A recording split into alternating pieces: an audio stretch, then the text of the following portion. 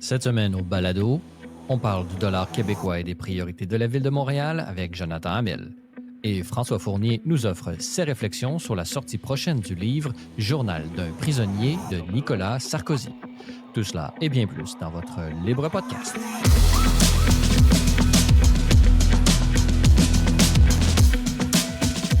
Bonjour à tous et à toutes et bienvenue au Libre Podcast, votre balado hebdomadaire entièrement consacré à l'analyse de l'actualité de la semaine, Libre Média et bien plus. Dans cette première partie, j'ai la joie d'être en compagnie de l'investisseur montréalais et commentateur politique et économique et même des crypto-monnaies, Jonathan Hamel. Bonjour.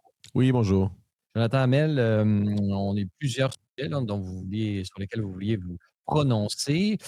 Commençons d'abord par le projet de monnaie du PQ. Comme je l'ai dit, vous êtes un spécialiste notamment des crypto-monnaies, des marchés et tout ça. Comment est-ce que vous avez vu ce projet? Est-ce que vous le trouvez réaliste? Est-ce que vous pensez que c'est quelque chose de viable à court ou moyen terme, là, dépendamment de la création du pays québécois? Est-ce que c'est possible aujourd'hui de penser quelque chose comme la création d'une monnaie un peu comme ça? À la base, oui. Est-ce que c'est possible? Oui. Est-ce que c'est désirable? C'est une autre question. Le processus en tant que tel est assez conservateur sur le fond. Euh, D'emblée, le PQ, d'ailleurs, ça se fait sur un fond, il faut le dire, là, ça se fait sous un fond où l'appui à la souveraineté est quand même dans le bas de la plage ça oscille disons, entre 30 et 45 là, sur 20, 30 ans, disons, depuis le dernier référendum. Et là, on est vraiment plus dans les 30 là, selon les derniers sondages. Donc, il n'y a pas réellement d'attrait ou de regain d'intérêt pour la souveraineté, particulièrement chez les jeunes. D'ailleurs, c'est une espèce de psy-up qui a été fait dans les derniers mois, de dire qu'il y avait un regain d'intérêt, alors que les derniers sondages démentissent toutes ces tendances-là. Donc, sur le fond, on se demande un peu c'est où ils s'en vont avec ça. Mais ça fait partie du livre bleu que le Parti québécois dévoile par chapitre là, depuis quelques semaines, qui est un peu la feuille de route là, pour aller vers le référendum. Ils ont présenté l'aspect diplomatique, donc création des ambassades. Et là, c'était le chapitre, disons, sur l'aspect monétaire. Donc, ce qu'on apprend d'emblée, c'est que le gouvernement du Parti québécois de transition au jour 1 continuerait d'utiliser le dollar canadien pendant 10 ans. Donc, sur le fond de l'indépendance, on s'attache les mains avec une devise étrangère dans laquelle on n'aura plus un mot à dire. C'était aussi le plan à l'époque de Parizeau-Bouchard, là, avec la Souveraineté Association, disons, les plans, dans le dernier référendum. Il y avait eu quelques disons, tractation des idées qui avaient été lancées d'utiliser des monnaies étrangères. Mais l'idée était finalement, c'était de continuer à utiliser le dollar canadien. Il faut comprendre aussi qu'il y a un aspect réglementaire important derrière ça. Ce n'est pas juste d'utiliser une monnaie. Il y a toutes les lois fédérales, les contrats, les institutions financières québécoises qui sont actuellement régies par le fédéral, devraient continuer d'opérer selon à peu près le même régime réglementaire. Donc, il y a quand même un fonds réglementaire important là, sur l'idée de créer une nouvelle juridiction souveraine. Euh, donc, c'est probablement prudent d'opter pour la continuité. Et ça, ils sont assez clairs là-dessus. Donc, c'est un peu leur projet référendaire là, qui se déploie par étapes, sujet par sujet, là.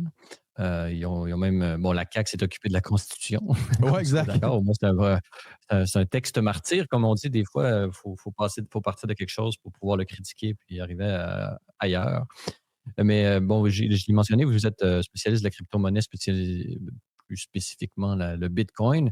Est-ce que c'est possible aujourd'hui? On pense à des pays émergents. Donc, le Québec serait un pays émergent, éventuellement, s'il arrivait à se constituer comme tel. Est-ce que c'est possible de faire quelque chose un peu comme le Salvador, qui a acheté massivement du Bitcoin et qui a donné un certain, bon, avec l'augmentation en valeur, là, qui peut donner un espèce de fondement à une monnaie? Est-ce que c'est Mm. quelque chose qui pourrait être une avenue pour créer une monnaie nationale au Québec, d'avoir, disons, quelque chose de fondamental lié à la crypto-monnaie, selon vous? Et est-ce que ça, c'est considéré à tout le moins par le Mm. Parti québécois ou ceux qui pensent à une monnaie nationale québécoise? Il n'y a pas de. En fait, c'est un 2 pages. Là. C'est assez résumé, le projet. Il y a juste à peu près la feuille de route, le timeline, si on veut, du projet. Il n'y a à peu près pas de mention de monnaie numérique là-dedans. Donc, c'est quand même assez curieux que ça n'a pas été adressé, là, cet aspect-là. C'est purement théorique sur le fonctionnement d'une banque centrale. Et moi, c'est ma critique, en fait, sur le fond du mouvement souverainiste. Je pense que en priorité, c'est un mouvement social-démocrate, pour ne pas dire socialiste. Donc, l'objectif final de la monnaie souveraine dans la pensée du Parti québécois et du mouvement souverainiste de gauche, c'est d'avoir un prêteur de dernier recours, la capacité de monétiser la dette et de financer les programmes qu'il souhaite implanter ou étendre. Enfin, essentiellement, c'est la poursuite, voire l'extension du modèle québécois, sauf avec un endettement qui nous serait propre. Donc, c'est ça un peu la partie, le endgame, si on veut, la partie finale de la création du dollar bleu, si on peut l'appeler ainsi. Or, comme je disais tantôt, il y a un aspect là, assez long là, de transition, oui, avec le dollar canadien. Ensuite, on parle de s'arrimer au dollar US à un certain moment de l'histoire. Et éventuellement, le dollar bleu. Expliquez-nous un peu quelle est la mécanique derrière l'adossement ou disons, on pense souvent, par exemple, à Cuba. Cuba a le pesos ordinaire pour sa population et il y a le peso convertible qu'ils ont eux-mêmes théoriquement dit que ça valait l'euro parce que l'euro vaut plus que les US. Donc, c'est un peu arbitraire comme ça. Comment est-ce qu'on peut dire ex nihilo le dollar québécois égale un dollar US sans, d'une certaine façon, disons, miner la crédibilité des institutions? Mhm. Ben, c'est pas par décret. Là. On vous avait beau dire que le dollar bleu vaut 1 dollar US. C'est aussi surtout une porte ouverte à la spéculation contre le dollar bleu. D'ailleurs, c'est arrivé dans l'histoire. Mais à la base, on dit un PEG, donc le dollar, la devise. Il y a plusieurs devises à l'heure actuelle dans le monde qui sont arrimées au dollar US. Les devises dans la région du Golfe, les Émirats, Dubaï, etc. Je pense aussi que le dollar de Hong Kong est arrimé au dollar US. Donc, il y a une mécanique derrière ça de marché. Il faut comprendre que les banques centrales locales opèrent avec une dynamique de... il y a une mécanique constante, un peu comme par exemple quelqu'un qui était debout sur un canot là, au milieu du lac et des vagues. Il doit constamment compenser son poids ou les billots. Là. Vous vous rappelez que nos ancêtres traversaient des billots sur le flot des rivières et étaient devenus des experts de justement balancer le poids Drave. la drave, exactement, c'est le mot que je cherchais. Donc, c'est similaire à ça. Donc, tu dois constamment ajuster le poids et le poids, c'est l'offre et la demande pour la devise dans le marché. Si la demande augmente, ben, le dollar s'apprécie. Donc, vous allez vendre le dollar. Faut pas que vous ne voulez pas que votre devise s'apprécie trop en contrepartie du dollar US et l'inverse aussi. Si la crédibilité perd de la politique fiscale du pays et que les gens perdent confiance, les gens vont vendre le dollar, votre dollar local, votre devise locale, et vous devez en contrepartie racheter votre monnaie sur le marché pour assurer ce PEG-là. Donc, ce n'est pas automatique. C'est pas comme un contrat d'assurance qu'on achète pour un an. C'est quelque chose qui est constamment défendu dans le marché. Et surtout, ça prend des réserves de devises étrangères quand même assez massives. Tu sais, pour le Québec, c'est peut-être des dizaines de milliards en réserve pour défendre un PEG comme ça. Donc c'est pas vraiment adressé là, par le Parti québécois. C'est quelque chose qui se fait un peu comme une lettre à la poste. Donc, c'est arrivé d'ailleurs en 92, George Soros, qui est bien connu maintenant comme une espèce d'activiste de gauche, mais à la base, c'est un spéculateur et un investisseur qui a quand même fait fortune en brisant. En une nuit, là, on dit. Ouais, en brisant la Banque d'Angleterre. D'ailleurs, lui, à l'époque, la livre sterling était arrimée avec le marque allemand sur certains aspects. Et au moment où, rappelle-toi, c'est la chute du mur de Berlin, donc la réunification de l'Allemagne, avec toute sa puissance industrielle, donc à peu près des lendemains très prometteurs pour l'Allemagne unie, c'est la fin du communisme. Donc, alors qu'à l'inverse, en Angleterre, c'était des déficits. Il y avait une crise majeure de confiance avec la livre sterling. Donc, le Soros et son groupe, dont Stanley Druckenmiller, qui était son bras droit, qui est un des plus grands investisseurs à notre époque, avait dit nous, on parie que la livre sterling ne devrait pas être arrimée sur le marque allemand parce que c'est deux économies qui vont dans des directions complètement inverses. Donc, ils se sont mis à vendre la livre sterling en masse. C'est devenu public à un certain moment. La Banque d'Angleterre s'est mise à tenter de défendre le PEG. pour justement éventuellement baisser les bras, parce que vous allez dépenser des dizaines et des dizaines de milliards à faire ça, et ça fait juste retarder l'inévitable. Le PEG est brisé, et finalement, le PEG, ils ont laissé la livre sterling flotter librement par la suite, et ça a été une dévaluation massive, et un gain massif aussi pour ceux qui avaient misé sur sa dévaluation. Donc, il y a quand même, en résumé, il y a une mécanique de marché derrière ça. Et quand on se lance dans cette aventure-là, c'est quand même on ne peut pas y aller il faut avoir un commitment là, quand même total là, sur cette opération-là.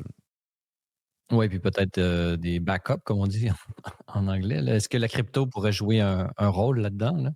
Ben, maintenant, à la base, moi, je veux dire, j'apprécie théoriquement, la souveraineté est un projet intéressant. Si vous voulez faire du Québec, la Suisse en Amérique, ça m'intéresse. Si vous voulez faire la France, ça ne m'intéresse pas. Maintenant, le Québec est un pays riche en ressources. C'est un des plus grands producteurs d'or au monde. Le Québec, c'est une des grandes juridictions minières au monde. Le Canada aussi. Alors que le Canada n'a plus de réserve d'or. La Banque du Canada n'a plus aucune réserve d'or. Donc, le dollar canadien ne s'apprécie même plus avec le pétrole. Donc, ça a complètement découplé des ressources naturelles tellement la situation fiscale est inquiétante. Budgétaire et fiscale, pardon, du pays est inquiétante.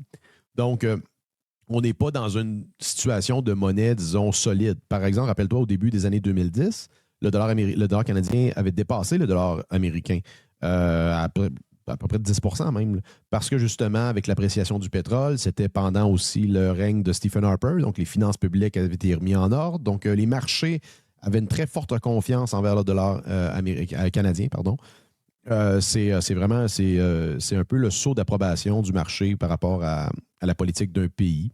En ce qui concerne un dollar bleu, par exemple, si vous voulez faire une espèce de monnaie solide, ça pourrait être le cas. Par exemple, un aspect important du plan, ça aurait pu être, par exemple, de dire, regardez, l'impôt minier au Québec que les minières payent, ben, vous pouvez nous payer in kind, c'est-à-dire en or directement, qu'on va mettre dans les voûtes de la Banque du Québec pour éventuellement, pour avoir une certaine réserve de valeur.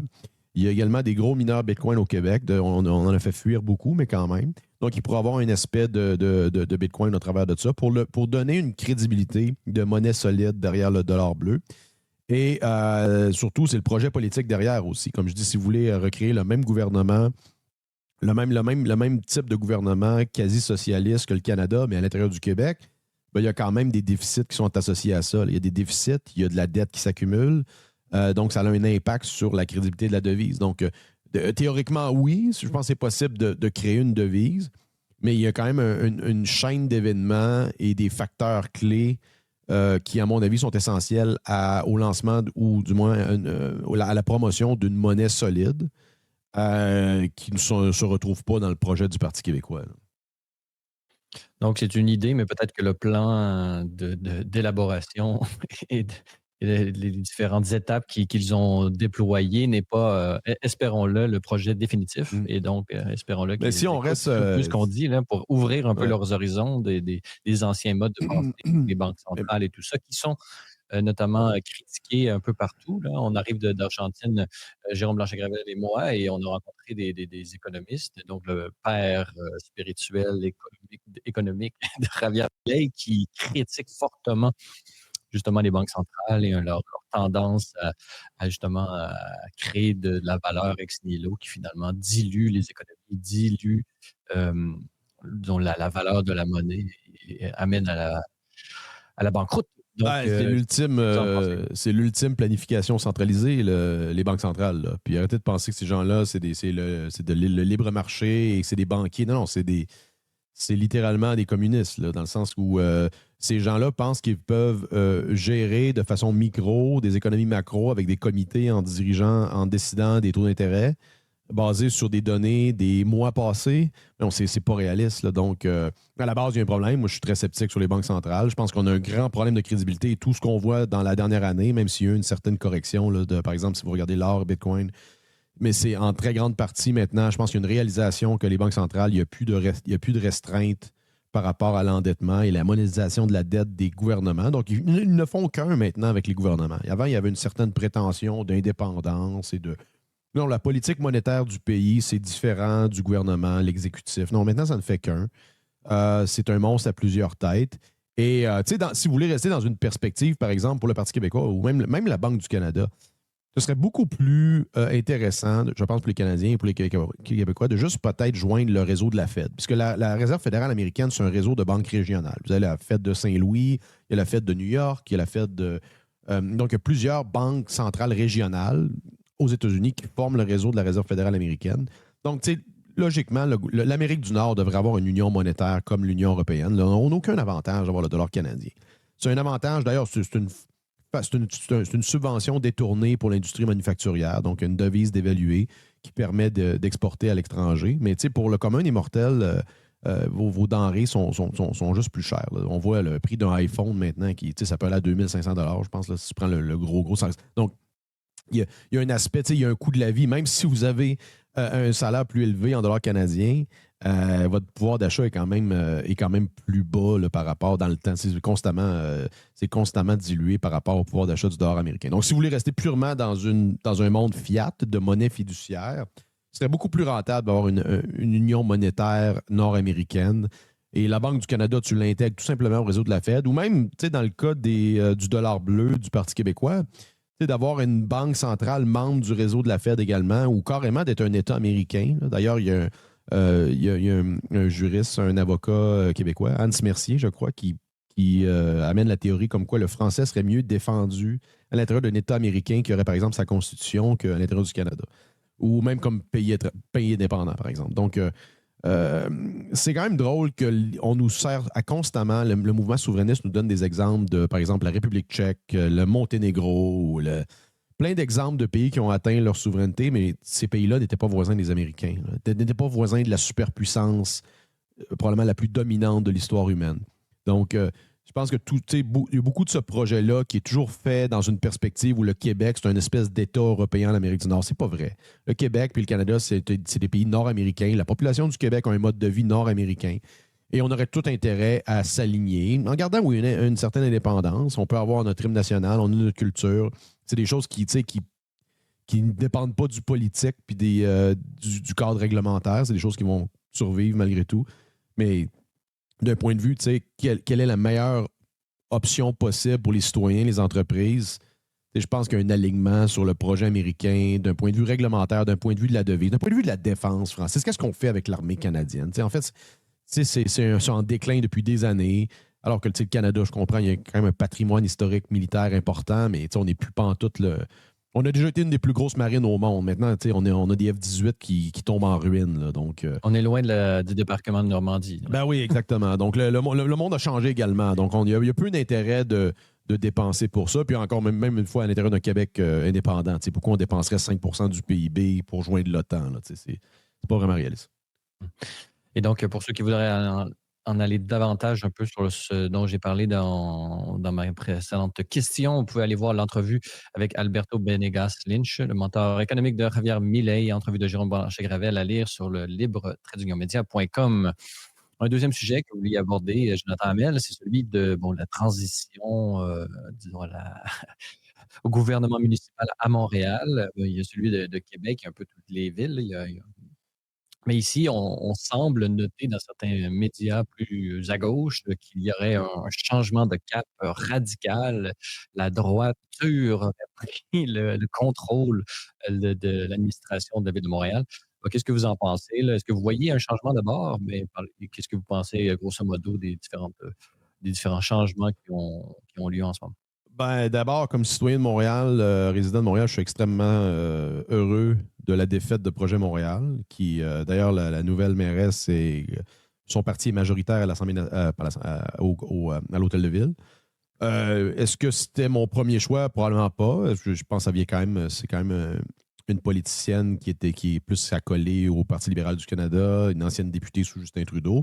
Mais je pense de bonne foi, moi, je donne la chance aux coureurs, à la nouvelle administration municipale. Je pense, d'ailleurs, je connais quelques personnes dans son entourage, je dis cette mairesse-là peut passer à l'histoire de ramener Montréal dans le droit chemin. Juste de ramener Montréal, ramener la propreté, ramener la sécurité, ramener la fluidité dans les routes, dans ses déplacements. Montréal on doit ramener, si on veut, le gros bon sens à Montréal. On n'a pas besoin de parler de révolution puis de de climat mondial. Il y a des dossiers très faciles à gérer. Oui, c'est des gros... Je comprends qu'il y a 10 ans, il y a une décennie là, de destruction planifiée de Montréal derrière nous. Là, il faut passer à une autre étape. Et je pense que, du moins, là, ce qu'on voit, les signaux sont quand même intéressants parce que là, ils ont tendance beaucoup à... Ils semblent écouter les citoyens qui se présentent dans les... Parce que c'était ça une caractéristique de la dernière administration. Je rappelle également à mon ami l'automobiliste de Montréal, un compte que j'aime beaucoup, qui est maintenant, je pense que c'est Jean-François Thibault son nom, qui a documenté pendant la dernière année, 2 dernières années, pardon, les dérapages de Projet Montréal, des citoyens, des commerçants qui se présentaient dans les conseils de ville pour dénoncer les aménagements qui avaient été, par exemple, des transformations des routes, enlever des stationnements de façon arbitraire, installation de pistes cyclables sur des endroits souvent que ce n'est pas nécessaire. Encore une fois, il n'y a personne qui est contre les pistes cyclables. Là. Je pense que ça n'en prend. Je suis moi-même un cycliste sportif. Je suis d'accord qu'il y ait des pistes cyclables sur des axes par direction. Mais quand on a des pistes cyclables sur chacune des rues, et ça se fait clairement dans une volonté d'imposer, c'est clairement imposé de façon idéologique et sans aucune planification là, de l'impact de la circulation. Et donc, les plaintes, justement, à ce niveau-là, a été accueillies avec mépris. Mépris, total mépris. Ça, c'était incroyable. Là. C'est des scènes là, de Hunger's Game. Là. Vous regardiez ça, c'était regardez la plèbe là, comme si c'était rien. Des commerçants en pleurs au conseil de ville. Sérieux, je suis très heureux que ce parti-là ait été battu. Maintenant, je ne pense pas que c'est une destruction tout azimut là, des pistes cyclables qui se dessinent. Au contraire, je pense que ce conseil-là a tout intérêt à écouter les citoyens. Et parce qu'on l'a vu, il y a des fermetures de commerce, il y a des... Et c'est pas juste, pensez pas que c'est juste l'histoire de se stationner devant un commerce. C'est l'accès, par exemple, avec les taxis, c'est l'accès avec le transport adapté. C'est d'ailleurs, c'est ça, c'est la classe productive, c'est surtout aussi les plus vulnérables qui sont affectés par ça. Les gens qui ont des handicaps, etc., etc. Donc, c'est très élitiste, cette culture du tout au vélo, là. Très, très élitiste. C'est une guerre sur les familles également à Montréal. Donc, rappelez-vous, ils voulaient enlever la circulation automobile sur le Mont-Royal. Allez au Mont-Royal le dimanche après-midi, vous allez voir que c'est des familles, c'est des personnes âgées qui sont amenées au stationnement ou pour marcher dans les parcs. Donc, si vous enlevez ça, vous allez limiter l'accès à des endroits magnifiques comme ça. Donc, écoute, tout ce que j'ai à dire là-dessus, je donne la chance au coureur à cette administration-là. J'espère, comme Montréalais, qu'ils vont ramener, du moins le déclin est stoppé. Là. Ça, c'est déjà là, le cancer est stoppé. Mais maintenant, il faut aller sur la voie de la rémission, puis essayer de bâtir un peu... Et je te dirais, Francis, que c'est vraiment un fort... Le sentiment que je te partage là, c'est vraiment un fort consensus à travers différents groupes de citoyens à Montréal. C'est pas juste genre le milieu des affaires. Où on sent que c'est quelque chose qui fait largement consensus là, comme impression. Et Jonathan Hamel, quelles seraient vos recommandations? Là? Quelles sont au niveau économique, au niveau même du vivre ensemble? Quels sont les différents dossiers? Quelles seraient vos suggestions à la mairie et aux différentes équipes qui nous écoutent? Ben, je pense que ramener la bonne circulation à Montréal, c'est une urgence économique. Tu vois, moi, je prends des décisions de déplacement en fonction. Si je sais que je vais à un endroit et en fonction, je ne vais pas y aller. Donc, il y a un impact sur le PIB de la ville de Montréal par rapport à l'état actuel de la circulation. Et il y a beaucoup de ça, Francis, que c'est des blessures auto-infligées avec juste la programmation des feux de circulation, des chantiers des fois qui sont quasi fantômes. Donc, il y a clairement une bonne partie. Je ne dis pas qu'on va régler l'ensemble de la circulation en 1 an et que oui, c'est quand même une ville. Montréal, c'est une zone métro de 4 millions d'habitants. Là. Je ne sais pas si vous savez, c'est une des grandes zones métro en Occident. Comparable à la région de Milan, à la région de Chicago, Boston. Donc, c'est des grandes zones métro. Et regardez le réseau routier. Je ne sais pas si vous réalisez que le réseau québécois, surtout des routes et des autoroutes interurbaines, est pratiquement figé dans les années 70-80. Il n'y a à peu près pas de grandes autoroutes qui ont été créées. Il n'y a aucun endroit au monde d'une ville de 4 millions, d'une zone métro de 4 millions d'habitants, que les autoroutes d'entrée nationale sont de 2 voies à chaque côté. Là. C'est réellement des voies régionales, des routes régionales qui sont éloignées.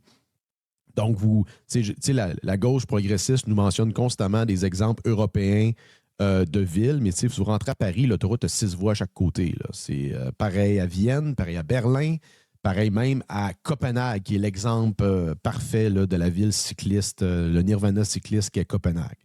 Donc, on circule beaucoup mieux en voiture dans ces villes-là que dans des villes comme Montréal. Donc, c'est pas normal là, qu'on soit autant... il y a un aspect provincial là-dedans, tu vas me dire, ça c'est sûr et certain, mais moi, je pense que c'est une urgence économique, puis il y a un impact social à ça. Là. Il y a un impact social au fait qu'on a constamment un stress d'aller quelque part. Oui, le transport en commun existe également. Je pense qu'il y a un réseau qui est adéquat à Montréal. Là, il y a l'ajout du REM, c'est bien, mais il y a vraiment une urgence économique et je dirais même sociale dans le cancer qui est devenu la circulation entravée à Montréal par des facteurs qu'on peut contrôler. Donc, ça, c'est ma première recommandation. Le reste, ben, tu sais, il y avait un certain laxisme qui venait d'en haut par rapport à la sécurité à Montréal. Tu sais, est-ce que le SPVM avait toute la latitude nécessaire de faire le travail qu'il faut pour... Il y a une augmentation drastique dans les 5 dernières années de la violence à Montréal. Vous avez remarqué dans les transports en commun, notamment. Ça n'arrivait pas que les gens avaient peur de prendre le métro à Montréal. Maintenant, ça arrive. Il y a un problème également d'itinérance. Moi, je pense qu'il devrait... Pour ce qu'on voit, les campements qui sont maintenant permanents sur certains axes de Montréal, c'est quelque chose qu'on ne voyait pas avant ça non plus. Puis je pense que c'est dans certaines régions du Québec. Moi, je pense qu'il devrait y avoir une tolérance zéro pour les campements comme ça.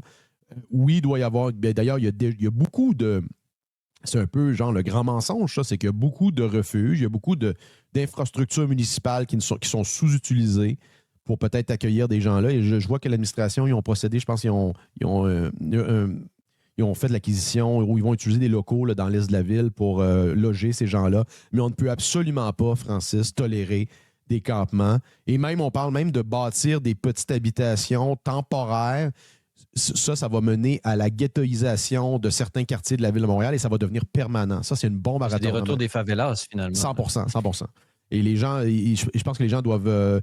oui, on veut que les gens soient logés, on ne veut pas que personne soit dans la rue, là, mais la façon dont c'est présenté par la gauche progressiste, il y a une espèce de faut accepter de vivre. La façon dont c'est présenté, regardez le traitement de la nouvelle et de moi j'appelle ça un peu le complexe militaro-industriel des ONG, des OSBL dans le secteur. Il y a une économie de la pauvreté et de l'itinérance. Là. Il y a des dizaines et des dizaines d'organismes avec des cadres, des gens qui travaillent. On se demande si ces gens-là veulent régler le problème. Mais ces gens-là vous brainwash à l'idée qu'on doit tolérer et vivre en cohabitation avec des itinérants drogués et violents. Donc, c'est faux. On n'a pas à tolérer ça. Il doit y avoir une tolérance zéro pour ces campements-là et j'espère que ça va aller dans la bonne direction parce que quand vous allez sur Notre-Dame à Montréal, il y a carrément des installations quasi permanentes, là. Oui, il y a Elon Musk, je crois, dans une entrevue qu'il avait fait avec Joe Rogan dans ces 3 heures de conversation, il avait mentionné justement que, par exemple, San Francisco, sur lequel Libre Média a fait un reportage, j'invite nos auditeurs à aller voir sur la chaîne YouTube, il y a énormément d'ONG justement qui dépendent du nombre de têtes qui viennent profiter des services qu'ils offrent. Donc, eux, ils n'ont absolument aucun intérêt à l'amélioration de la situation.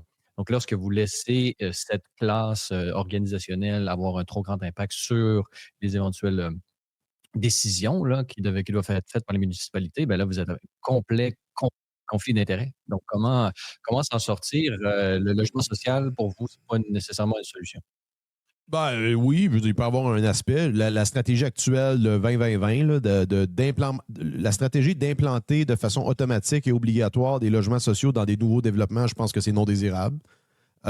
Si vous voulez faire... Le problème du logement, c'est que c'est un problème d'offres. Il n'y a pas assez d'offres sur le marché, particulièrement, et c'est principalement quand vous entendez parler de la crise du logement, là, entre guillemets, c'est une crise également auto-infligée pour des raisons réglementaires et gouvernementales. C'est pas parce que les promoteurs immobiliers sont greedy. En fait, oui, tout le monde est greedy et le sont depuis toujours.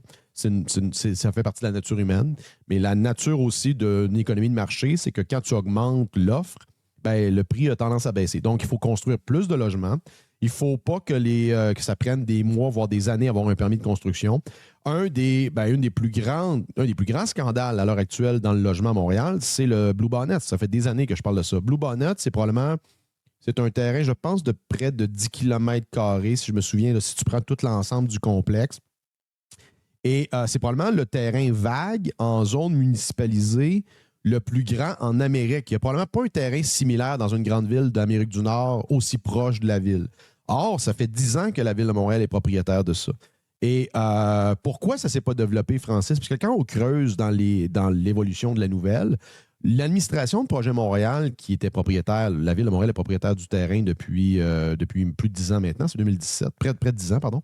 Et il avait imposé des restrictions. Il ne voulait pas de stationnement. Il voulait que ce soit un quartier carboneutre. Donc, tous les promoteurs qui voyaient peut-être un intérêt de bâtir, pensez-y, c'est une zone stratégique. C'est à côté de Décarie. C'est absolument, c'est un territoire là, classé A1 là, pour faire un développement. Il n'y avait pas de modèle d'affaires rentable. Non, évidemment qu'il n'y a aucun promoteur qui veut embarquer dans un développement où la ville vous attache les mains.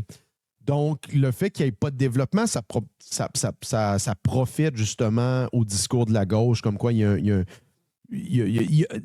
y a aussi un agenda de prise en charge de l'immobilier, de l'habitation par l'État, qui est très, très poussé par la gauche. Et remarquez comment Projet Montréal et ses activistes de gauche-là remettent aussi le problème de l'itinérance sur le dos du provincial et du fédéral.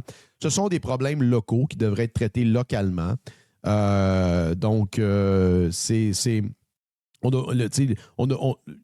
Comme tu disais, à chaque année, on remet constamment plus d'argent dans ces causes-là, dans ces organismes-là, et il n'y a aucun livrable. Il n'y a aucune progression mesurable qu'on peut faire. Donc, il faut pouvoir arrêter de tolérer ces dérapages-là.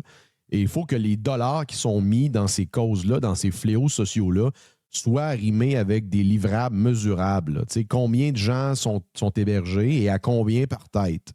C'est aussi simple que ça. Là. Et pas nécessairement faire dépendre les subventions justement de cette rentabilité parce que justement, il y a encore, ils vont avoir de plus en plus d'intérêt pour ces organisations, avoir de plus en plus de monde. Donc, comment réduire aussi des mesures incitatives de retour au travail, de faire en sorte de réinsertion sociale éventuellement, puis essayer de combattre aussi le mal par les causes, là, les causes de l'itinérance. Exactement. Les gens. Excommuniés aussi. Là, un des grands mensonges aussi qu'on nous sert. C'est que les gens tombent dans la rue du jour au lendemain. Là. C'est pas nécessairement vrai. Là. Alors, un moment où les gens... C'est pas la Grande Dépression. Là. Les gens sont... La société est riche en général. Il y a des causes derrière ça. La drogue, la santé mentale, c'est tous des drames individuels. Là. C'est pas un ensemble de citoyens qui sont tombés dans la rue du jour au lendemain. Donc, il y a une espèce de mutualisation de ce drame-là, alors que c'est des multiples drames individuels qui doivent être traités. Et c'est pas aux citoyens de Montréal puis aux contribuables québécois de soutenir une espèce de classe de demi-citoyens itinérants. Là. Le problème doit être vu d'en face. Là. Ça n'arrive pas comme la pluie là, et le printemps. Là. Quand vous dites demi-citoyens, c'est au sens où on les considère comme des demi-citoyens, puisqu'on ne les tient pas nécessairement responsables comme on le ferait avec d'autres exactement, c'est exactement ça. Il n'y a pas de responsabilisation. On attend moins d'eux et donc ça implicitement montre. C'est très ouais, puis la façon dont la gauche aborde le problème, c'est très c'est très débilitant pour eux également. Là. C'est pas la gauche c'est pas la droite qui n'a pas de cœur, c'est la gauche en fait. Là. C'est une espèce de troupeau qu'il faut s'occuper constamment. Là. Alors que, comme je disais, c'est des milliers, je pense qu'il y a 50 000 itinérants. Est-ce que j'ai lu ça quelque part, 10 ou 15? Le chiffre est démentiel. Là. Donc, c'est 4700 selon le dernier recensement. Ouais? Il y avait, justement, il y avait je pense que c'est Denis Coderre qui avait fait demander à avoir des chiffres. Ah, mais c'est plus précis, que ça. Là. Je pense que c'est 15. Je pense qu'on a entendu 15 000 récemment. Il y a un groupe de promoteurs, dont M. Chiara, le groupe MAC, il y a un autre, je pense que c'est Devimco, dont 2-3 promoteurs majeurs qui ont proposé à la nouvelle administration de se mettre ensemble et de faire un complexe majeur d'habitation. Écoute, c'est peut-être une des solutions, mais ça ne peut pas être la prise en charge de l'habitation par l'État. Là. Ça ne peut pas arriver. Là. Non. Puis on connaît les coûts aussi et disons, l'aspect inflationniste que ça a sur l'ensemble du marché immobilier que ça peut avoir. Et donc, c'est un cercle vicieux, finalement. Là. On peut penser que lorsque l'État s'ingère trop dans les aspects plus particuliers, micro de la société, là. Donc, c'est ce qu'on peut voir de votre intervention et ça va être des dossiers à suivre. Jonathan Hamel, je rappelle que vous êtes, pour ceux qui ne vous connaissent pas encore, vous êtes investisseur montréalais, spécialisé spécialisé notamment dans le marché des mines et des ressources premières et également spécialiste du Bitcoin. Alors, c'est un plaisir de vous retrouver et on vous revoit d'ici un mois environ pour parler de l'actualité québécoise, canadienne et même à l'international. Alors, merci beaucoup. Merci, au revoir.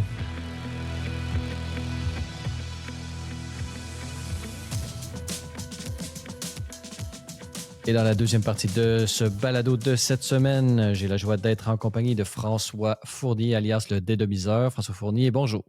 Salut Francis.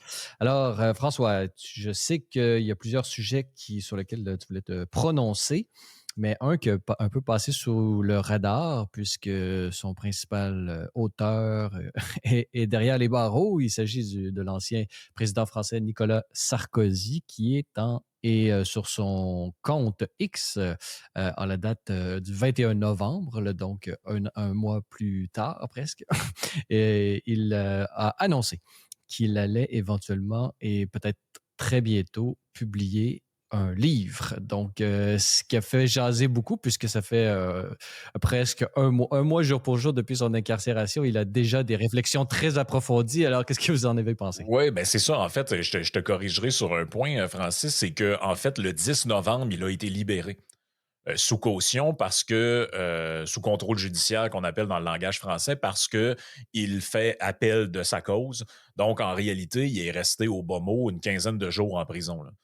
Dans une cellule d'isolement spécialisée, puisqu'on pouvait pas. Là, la justice avait statué qu'évidemment, vu son statut de président, on n'allait pas le mettre avec l'aile des délinquants, des autres voleurs et pour peu importe le crime pour lequel les gens sont incarcérés, parce qu'évidemment, ça aurait été probablement dangereux pour lui.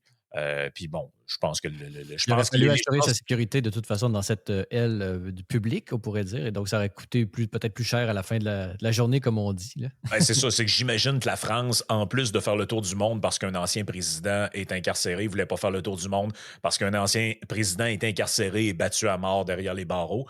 Donc, ça posait probablement un certain. Donc, en réalité, il était enfermé dans une chambre auquel on lui avait permis d'avoir une coupe de livres, dit-on, pour passer le temps. Et c'est drôle parce que on disait, il y a quelques publications sur son compte X, vous pouvez voir ça sur Internet. En fait, on dit qu'il était submergé de courriers de sympathisants. Donc, si vous remontez, en fait, il y a, je crois, le 6 novembre, donc quelques jours avant d'être libéré, il écrit « Merci du fond du cœur pour votre mobilisation ». Et là, il montre il y a quelqu'un qui filme en fait, des images de caisses de lettres qui lui sont.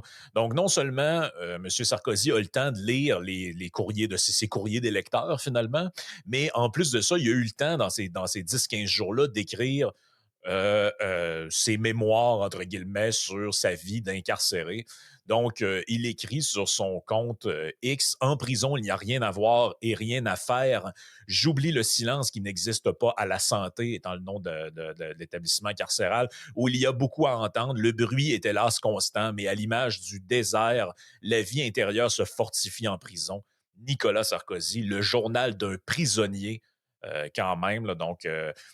il y a quelque chose d'un petit peu grotesque dans toute cette histoire-là, au sens où je ne nie pas que passer 15 jours en prison, personnellement, je ne l'ai pas fait, je présume que ça ne doit pas être particulièrement agréable de le faire.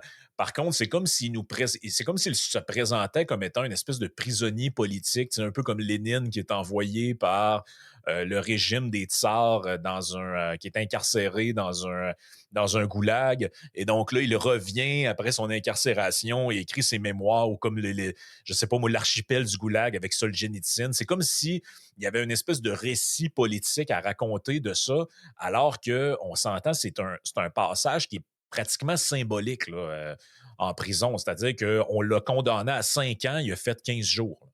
Donc, je ne sais pas si les gens réalisent, et peut-être on peut dire pour le bénéfice des auditeurs, quel est l'arrière-plan de tout ça, parce que je ne suis pas sûr que tout le monde a suivi, là.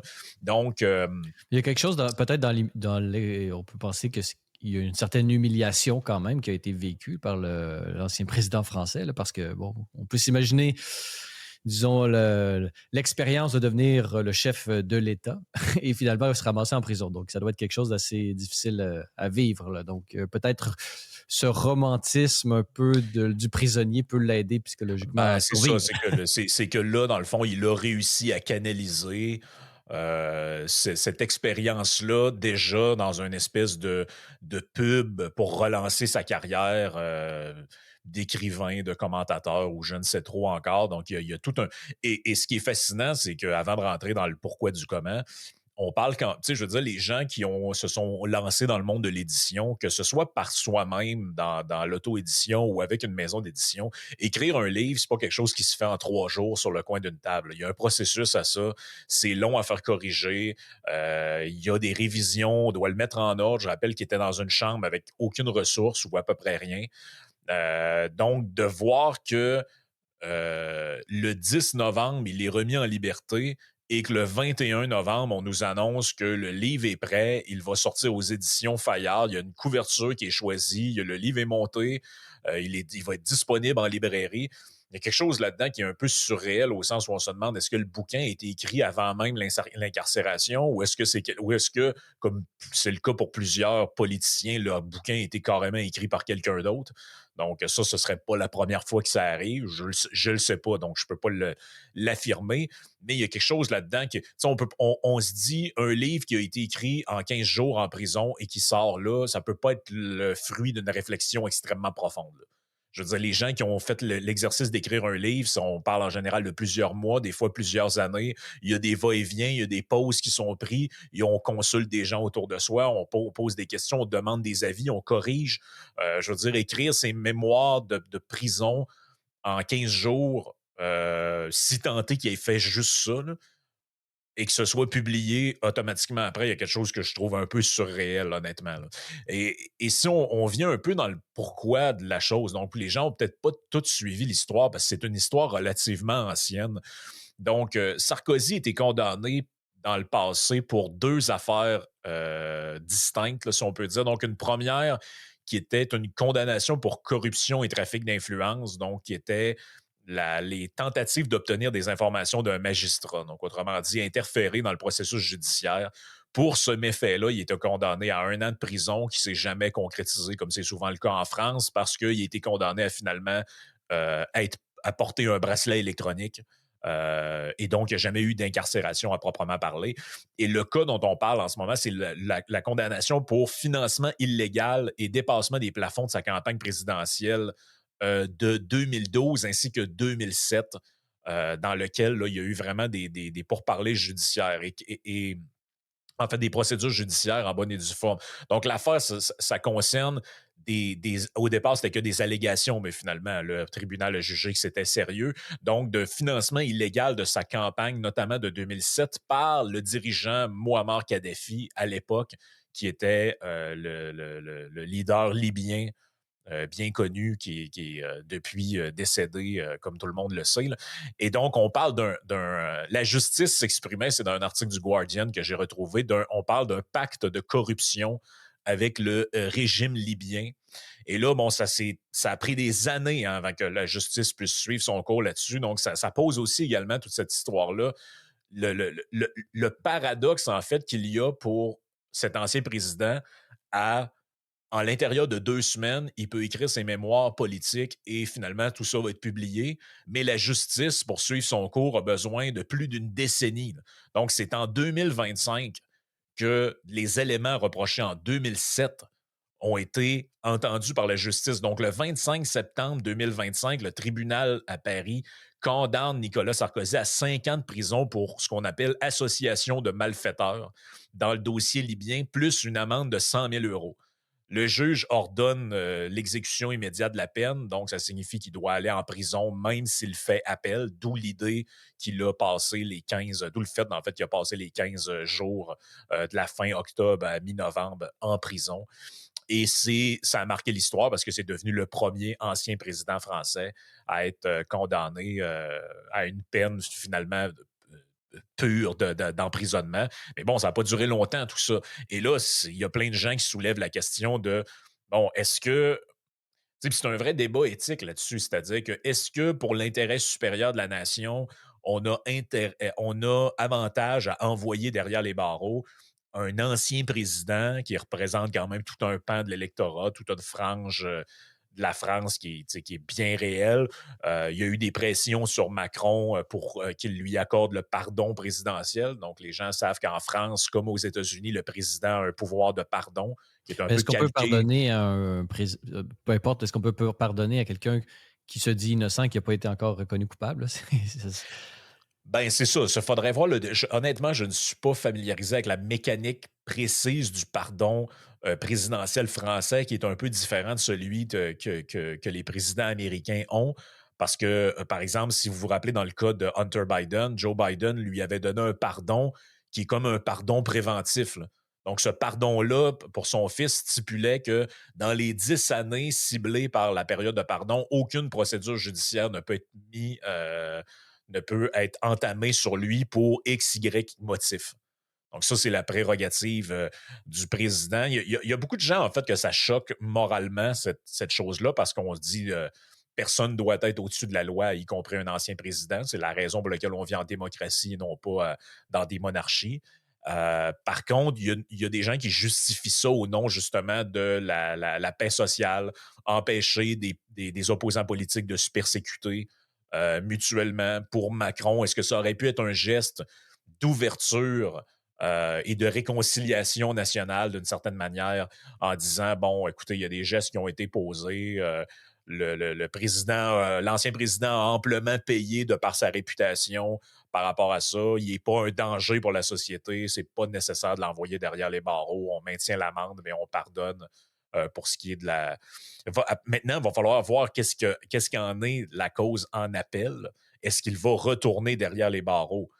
Ça semble pour l'instant peu probable qu'on incarcère un ancien président sur une longue période. Ça donne un peu l'impression, je te dirais, qu'on a voulu faire quelque chose de symbolique là-dedans. Parce que l'autre élément de cette analyse-là, c'est de dire, bon, OK, oui, peut-être un pardon, oui, une justice qui se veut plus clémente pour un ancien président, mais en même temps, la justice doit donner aussi pour le public l'impression ou l'apparence que la justice est pour tout le monde et que si vous, elle s'applique à tous et donc que personne est au-dessus de la loi parce que au sein de la population, que ce soit québécoise, américaine ou française, les gens, le monsieur, madame, tout le monde, je pense, ont un peu assimilé, probablement plus à raison qu'à tort, l'idée que si tu as les bonnes connexions, ben, tu es un peu à l'abri en réalité de la persécution, ben, pas de la persécution judiciaire, mais des conséquences judiciaires d'actes répréhensibles. Donc, au Québec, je pense que le- le- l'apothéose de ça a été un peu toute l'enquête de l'UPAC qui finalement a accouché de rien. On a arrêté une ancienne vice-première ministre aux petites heures du matin. On l'a amené menottée dans une voiture, puis finalement, on a abouti pour nous dire que l'UPAC, en réalité, avait rien de probant sur elle. Donc, ça n'a jamais été plus loin. Pendant des mois, on a pensé que l'unité anticorruption allait même remonter jusqu'au chef, à l'ancien premier ministre Jean Charest. Ça n'a pas été le cas. Puis je pense que dans la population, il est resté une espèce de goût amer de travail inachevé, peu importe s'il y avait les réels motifs ou pas de condamner ces gens-là. Donc, je pense que là, c'est tout le travail de la justice là-dedans. C'est un vrai... Honnêtement, je n'ai pas de réponse définitive à ça. Est-ce que c'est une bonne chose d'emprisonner un ancien président? Sur le plan international, c'est pas fameux comme image que tu donnes de ton pays. Rappelez-vous ce que ça a donné pour Trump aussi, là, le mugshot, tout ça. Est-ce que les États-Unis rayonnaient dans le monde à voir un ancien président se faire une photo comme un criminel sur un fond blanc?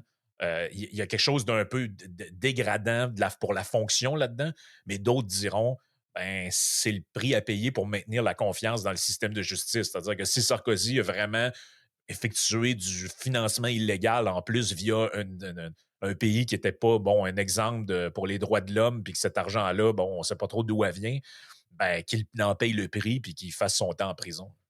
C'est justement, c'est que par la suite, après le moment où se seraient déroulés les faits qui lui sont reprochés ou qui sont reprochés à son équipe, mais la responsabilité incombe à Nicolas Sarkozy lui-même, c'est que ce pays-là, ils sont entrés en guerre. Là.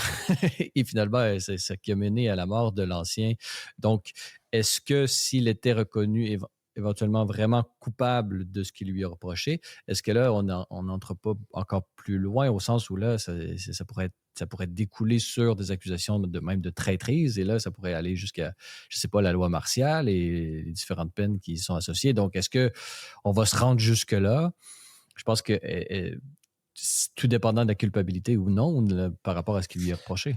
Ben oui, puis tu sais, ça pose toute la question de la liberté d'expression dans tout ça, parce que le fait que sa cause soit encore en appel, qu'il ait passé du temps derrière les barreaux et qu'un groupe médiatique qui est les éditions Fayard, en fait, qui appartiennent à Bolloré, qui a également CNews et d'autres chaînes de nouvelles en France, donc qui est un magnat de l'information en France, on peut le dire dans ces termes-là, ça pose un peu la question de, bon, est-ce que ce bouquin-là ne vient pas interférer avec la cause qui est actuellement en appel? Donc, si lui donne des informations là-dedans, parce que je ne sais pas de quoi ça parle, le livre, il n'est pas encore sorti.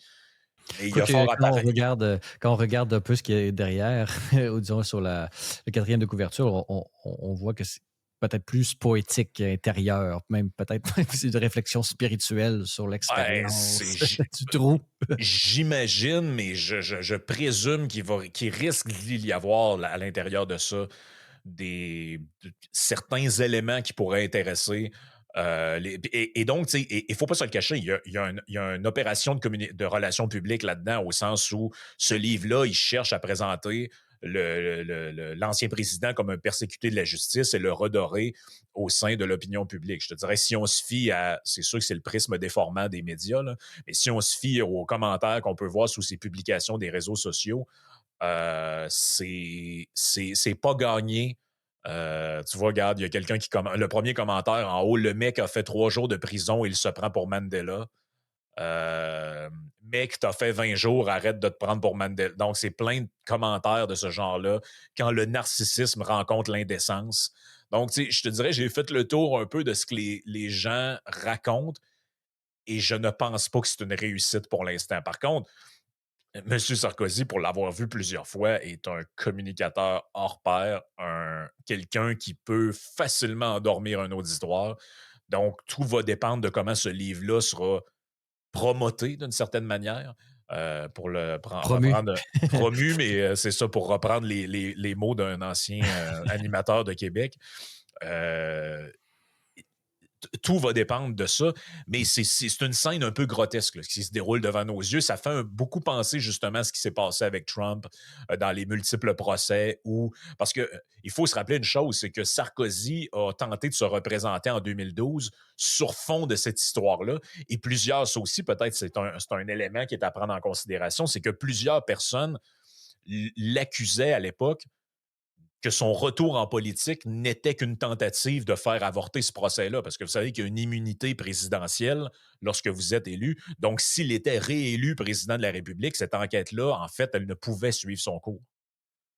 Donc, est-ce que c'était uniquement ça qui motivait son retour ou autre chose? C'est tout ça qui pose la. Ben, en fait, ce débat-là ou cette situation-là un peu grotesque, un peu farfelue d'une certaine manière, pose un certain nombre de questions. Celle de la liberté d'expression, celle de la justice, de la confiance dans la justice, celle de la réputation d'un pays à l'international, celle également comment je dirais ça, celle du droit à la réhabilitation dans la société, celle du prix que les politiciens doivent payer pour leurs actions. Donc, c'est un dossier fascinant, puis je pense qu'on n'a pas fini d'en entendre parler. C'est un peu tombé entre deux craques du sofa au Québec, là, ce sujet-là, mais on n'a pas fini d'en entendre parler parce que c'est quand même quelque chose d'historique. Là. Il y a peut-être aussi la question de l'âge, parce qu'on a l'impression, selon les réseaux sociaux, que c'est assez négatif comme réception de ce livre-là. Mais en même temps, au niveau de on pourrait dire la correspondance écrite, il y a l'air d'avoir beaucoup de supporters. Donc, peut-être qu'on peut penser qu'il y a une tranche d'âge qui est tout dépendant, là, qu'on utilise les médias sociaux ou est-ce qu'on écrit encore des Ouais, lettres à la main. c'est ça. Et la force, c'est que je pense qu'il y a il y a un désir au sein de la population et des populations un petit peu partout dans le monde. Il y a un désir réel, en tout cas, je le sens, je le vois, je l'entends, de voir les politiciens payer le prix judiciaire de leurs actions. Tu sais, combien de fois on a entendu parler de Trump, de Sarkozy, mais aussi tout ce que les gens disent sur Benjamin Netanyahou, sur aussitôt qu'il va quitter le pouvoir, en fait, il va être traduit devant la justice pour crime de guerre, tout ce que vous voulez. Est-ce que tout ça va amener à des condamnations? Je ne le sais pas. Mais ce que je sais, c'est que il y a comme une soif de vengeance dans la population d'élite perçue, des fois à tort, des fois à raison, comme étant corrompue, malveillante, tout ça. Et il y a un désir de voir ces élites-là payer. C'est un sentiment que tu as dans chez une partie des Ukrainiens aussi qui, C'est la logique du bouc émissaire, finalement, qui revient. Hein. c'est la logique du... c'est-à-dire que quand tu es un chef d'État, tu incarnes en réalité les orientations génériques du gouvernement et lorsqu'il y a un mécontentement, mais en France, le mécontentement populaire est toujours au plafond. Là. Au Canada, c'est quelque chose qu'on ne comprend pas parce qu'il y a eu des enquêtes d'opinion là, qui ont été faites il y a quelques jours à peine au moment où on enregistre. Et le Mark Carney est toujours à 50-52% d'approbation dans la population. C'est des scores qu'un Français rêverait d'avoir. Là. Donc, François Hollande, de son temps, se faisait appeler Monsieur 3%, je pense, parce qu'il y avait 3% des Français qui répondaient « Il fait un bon travail ». C'est à cause Lorsqu'on... du deux tours aussi, la présidentielle, le mode de scrutin fait en sorte qu'à la fin, c'est toujours une minorité qui finit par élire le président de la République. Exact, absolument. Donc, c'est ça. Il y a ce désir-là qui est présent. Maintenant, le rôle de la justice, c'est de faire respecter la justice. Ce n'est pas non plus de condamner des gens juste pour faire plaisir à la population. Ça aussi, c'est quelque chose qu'on doit prendre en considération. Sinon, on tombe dans une espèce de MeToo politique, là, si on veut. Là.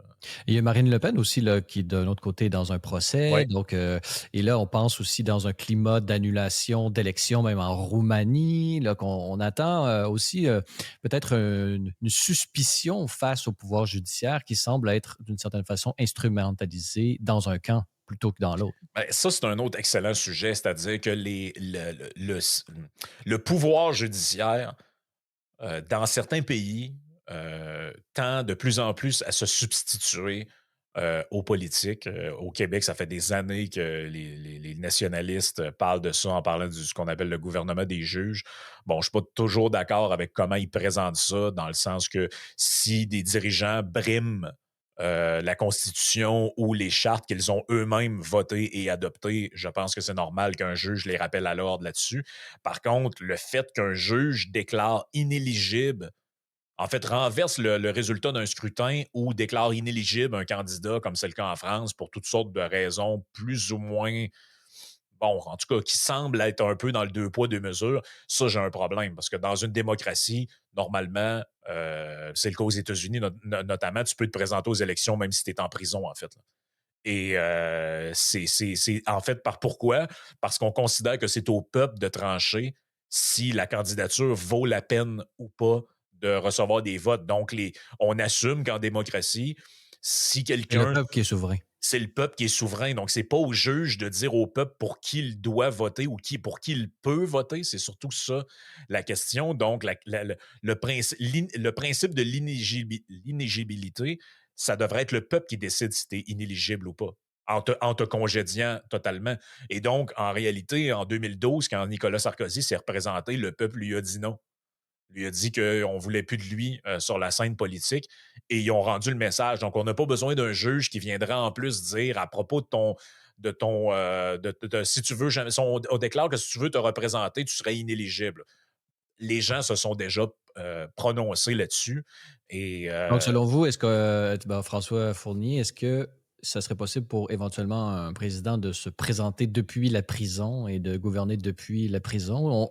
Imaginons un cas fictif, un président qui tue une personne, est reconnu coupable et tout ça. Parce qu'il y a souvent un peu disons, cette dynamique-là. Là, il y a nécessairement éventuellement des limites à cette capacité de se présenter devant la population, non? Ouais, comme dans le cas de Donald Trump, la question du fait de savoir s'il était éligible ou pas, qui s'est posée notamment dans l'État du Colorado, je crois, et qui s'est rendu jusqu'à la Cour suprême, c'était qu'on interprétait une clause de la Constitution dans un des amendements où on dit qu'il est inéligible à des fonctions publiques de dirigeants, je me souviens plus comment c'est libellé, mais essentiellement, c'est ça, des gens qui ont fait sédition. Et donc, ça visait à exclure originellement des gens qui ont fait partie des sudistes lors de la guerre civile. Et donc là, la Cour suprême a statué que c'était une interprétation absolument farfelue dans le cadre de ce qui s'est passé le 6 janvier. Là, on ne pouvait pas prendre un amendement qui était pensé dans le cadre d'une guerre civile opposant Nord-Sud dans une histoire d'esclavage avec ce qui s'est passé avec les manifestants au Capitole. Là. Mais c'est là-dessus qu'ils ont essayé. Donc, sur ce point-là, il y a des articles qui pourraient rendre quelqu'un inéligible. Après, je ne suis pas sûr de ce que je dis, mais je pense qu'un président qui serait incarcéré pour d'autres motifs que ça pourrait se présenter. Et pourrait éventuellement être élu. Bon, après, je pense qu'on peut faire le pari que la personne ne serait pas élue. Mais c'est ça le problème, en fait, de la réputation du système de justice. C'est que lorsqu'on assume que la justice est biaisée et que, pensez en France notamment à tout ce qui... quand on parlait du syndicat de la magistrature qui avait ce qu'on appelait le mur des cons, là, sur lequel il y avait des personnalités publiques qui étaient épinglées, il y a quelque chose là-dedans qui donne l'impression... qui donne l'impression au public que la justice est biaisée, la justice n'est pas fiable, et donc les persécutions judiciaires, après, n'ont plus nécessairement d'impact. C'est ça qu'on a vu aux États-Unis, c'est que plus on tentait d'intenter des procès à Trump pour toutes sortes de motifs, à un moment donné, on dirait que les sympathisants sont arrivés au stade de se dire, de toute façon, c'est politique, on n'embarque plus là-dedans. Et ça, c'est pas un bon signe pour la santé d'une démocratie, parce qu'à un moment donné, il y a vraiment quelqu'un qui va être condamné pour des vrais motifs que tu devrais pas vouloir voter pour ces gens-là. Puis peut-être qu'on va juste passer à côté parce que justement, on a perdu confiance dans la justice. Puis ça, je pense que perdre confiance totale dans la justice puis assumer qu'elle est, comme les Américains disent, weaponized, là. Donc elle est instrument. Il n'y a pas de traduction, je pense, parfaite pour ça. Là. On pourrait dire instrumentalisée politiquement, mais c'est plus fort que ça encore, le terme weaponized. Là. Et je pense que Utilisé comme une arme. C'est ça, d'utiliser la justice comme une arme politique sur des opposants. Il y a quelque chose. Ça va loin. Mais justement, quels sont les garde-fous, là, disons, prévus pour limiter un peu le pouvoir arbitraire des juges? Ben, c'est-à-dire que Ramenons ça chez nous, là, mettons, au Québec. Est-ce qu'il y en a? Parce qu'il n'y a pas d'élection de juges, comme c'est le cas dans certains endroits aux États-Unis, comme il y a des élections de shérif et des élections à tous les niveaux. Donc, véritablement, la souveraineté du peuple aux États-Unis, elle est, disons, déployée autant que ça se peut. Mais au Québec ou en France, c'est vraiment des nominations politiques, au sens où c'est le pouvoir politique qui finit par nommer les juges. Comment est-ce que, une fois que cette nomination-là est faite, pour garder l'indépendance des juges, c'est important de les mettre d'une certaine façon au-delà du pouvoir politique, mais il y a quand même besoin de garde-fous à un moment donné là, dans l'interprétation. Donc, c'est les différents paliers de cours, j'imagine, qui s'auto-régulent, mais là, on reste dans les différents paliers de cours, d'une certaine manière, agissent comme un... Bon, donc, si vous allez en première instance, deuxième instance, bon, jusqu'à la Cour suprême, il y a tout le temps Après ça, il y a des quand tu arrives dans, comme par exemple la Cour suprême, ben, il y a des juges qui peuvent émettre une dissidence, puis bon, ça peut envoyer un certain message. Mais je pense aussi que ça ramène à l'importance du rôle des législateurs. C'est-à-dire que lorsqu'on fait une loi, et aussi, en fait, tout ça est une espèce de boucle globale qui fait intervenir tous les pans de la société, au sens où, lorsque des gens comme nous, par exemple, on tire la sonnette d'alarme sur des éléments très étranges de certaines lois, par exemple le fait qu'on met dans des lois discours haineux ou ce genre de choses-là, puis sans définir ce que c'est que la haine, ou on introduit des éléments de subjectivité dans des lois qui se réfèrent à de l'émotion personnelle ou à du ressenti. Quand on lève le signal d'alarme de dire, attendez, si vous introduisez des éléments subjectifs dans des lois, donc qui n'ont pas rapport avec des choses qui sont mesurables et quantifiables, ce que vous faites, c'est que vous ouvrez la porte à des dérives judiciaires parce que vous ouvrez la porte à l'interprétation. Et donc, en cours, une loi est toujours interprétée d'une certaine manière. Après ça, il y a de la jurisprudence. Puis après ça, on s'appuie sur les jugements qui ont déjà été faits.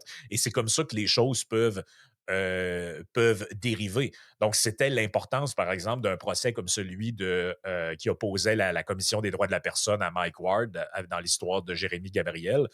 Ben, c'était important ce procès-là parce qu'on savait que si ça se rendait en Cour suprême et qu'on assumait qu'un humoriste, dans le cadre d'un spectacle d'humour, par une blague, peut être reconnu coupable d'avoir atteint à la dignité d'une personne par le biais de l'humour dans un spectacle, ben là, ça allait causer jurisprudence et après, tout le monde pouvait être potentiellement condamné pour la même chose, là. Donc, c'est le point là-dedans, c'est que nous-mêmes, comme médias et comme sympathisants de médias, on a un travail à faire de contre-pouvoir là-dedans, de signaler et de s'objecter systématiquement à des choses qui peuvent être carrément ambiguës dans une loi, là. Donc, dans une loi, moi, je pense que il ne devrait avoir impossible. Rien, c'est impossible, mais le moins possible d'éléments de subjectivité. Donc, tout ce qui est rapport avec l'émotion, le ressenti des gens. Tu sais, si on dit qu'il est condamnable, par exemple, l'incitation à la violence, ben, tout le monde comprend à peu près à quoi ça fait référence. Si on dit que peut être reconnu coupable des comportements qui portent atteinte à la dignité de la personne, là déjà, on commence à être dans quelque chose qui est relativement flou et sujet à l'interprétation. Donc, si je me moque publiquement de quelqu'un, est-ce que je porte atteinte à sa dignité? Qu'est-ce que ça veut dire se moquer de quelqu'un? Là, c'est une porte ouverte à. D'où l'importance. Si on prend une question comme la liberté d'expression, justement, on dit elle est balisée par quoi? Par la diffamation et par l'incitation à la haine, à la violence. C'est essentiellement ça en ce moment. C'est important de bien définir ce de quoi on parle parce que c'est certain que si on va dans un tribunal, il y a quelqu'un qui va interpréter ça quelque part dans sa défense, un avocat, puis ça peut être acheté par un juge comme tel propos est une forme d'incitation à la haine, est une forme de. Donc, c'est pour ça que les termes doivent être définis. Et ça, c'est important que les gens réalisent que lorsqu'on tire la sonnette d'alarme sur des lois, là, qui, sous couvert de bonne vertu, de protéger les enfants contre le contenu sur Internet, puis les prédateurs en ligne ou ce genre de choses. Puis on dit, attention, là, dans telle section de la loi, là, il y a une phrase qui est très ambiguë et cette phrase-là, elle pourrait vouloir dire ça, ça, ça, puis ça. Là. Donc ça, c'est important de le comprendre. C'est important de le faire savoir au plus de gens possible, de faire pression sur ces élus quand c'est possible. Et je te dirais qu'au Québec, le déficit démocratique qu'il y a avec ça et de contre-pouvoir, ça met en lumière l'absence d'un Sénat. Là. Donc, c'est-à-dire qu'au fédéral, le chemin que prend un projet de loi, c'est première lecture, deuxième lecture, troisième lecture. Si c'est adopté, ça s'en va au Sénat. Ça fait le même chemin, premier, deuxième, troisième, et ensuite c'est ratifié par ce qu'on appelle sanction royale. Au Québec, on n'a pas ce processus-là. Il n'y a pas de chambre supplémentaire qui est susceptible, par ces 3 tours de plus-là, de voir est-ce qu'il y a des éléments problématiques dans la loi qui pourraient être enlevés. Et je vous donne, pensez par exemple à la loi sur la nouvelle loi sur le mode de rémunération des médecins ou la loi sur la transparence syndicale. Le fait, par exemple, qu'on dise 2 personnes ensemble qui se concertent pour en appeler, par exemple, à quitter le réseau, pour être reconnus coupables d'inciter à désobéir. Là, est-ce que c'est une entrave à la liberté d'expression, ça, cette affaire-là, oui ou non? Là? Donc, d'avoir un processus législatif complet qui analyse réellement en détail ces choses-là, moi, ça fait longtemps que je le dis, je pense que je pense qu'au Québec, on a un problème là-dessus. Là. C'est-à-dire qu'on a une seule chambre et lorsque tu élis un gouvernement majoritaire, peut passer des lois par bâillon et il n'y a même pas de deuxième corps législatif qui est susceptible d'aller jouer là-dedans, là, finalement. En même temps, au Sénat, le pouvoir de bloquer un projet de loi est limité à 6 mois, je crois, et a un pouvoir de suggestion, d'amendement et tout ça. Là. Ben, Mais c'est-à-dire qu'il est en même temps, il est renvoyé en assez. chambre, la Hmm. chambre peut le modifier. C'est arrivé plusieurs fois dans les dernières années. Puis au Québec, on a comme accueilli l'idée que ça servait à rien, finalement, un Sénat, parce que la formule dont nous, on avait hérité, qui est la formule britannique, qui n'est peut-être pas la meilleure, c'est un Sénat de gens qui sont nommés Mais tu sais, qu'est-ce qui nous empêcherait théoriquement De de donner du repenser? muscle un peu, là, des dents un peu au Sénat canadien et d'en refaire une, parce qu'on en a une chambre rouge là, Ben oui, au on a, Québec. Donc, il suffirait de l'ouvrir, mais en même temps, ça pourrait créer d'autres problèmes au sens qu'on considère déjà souvent que les 125 députés à l'Assemblée nationale ne sont pas nécessairement tous très, très utiles au niveau démocratique. Alors, rajouter une autre chambre, ça pourrait grossir un peu.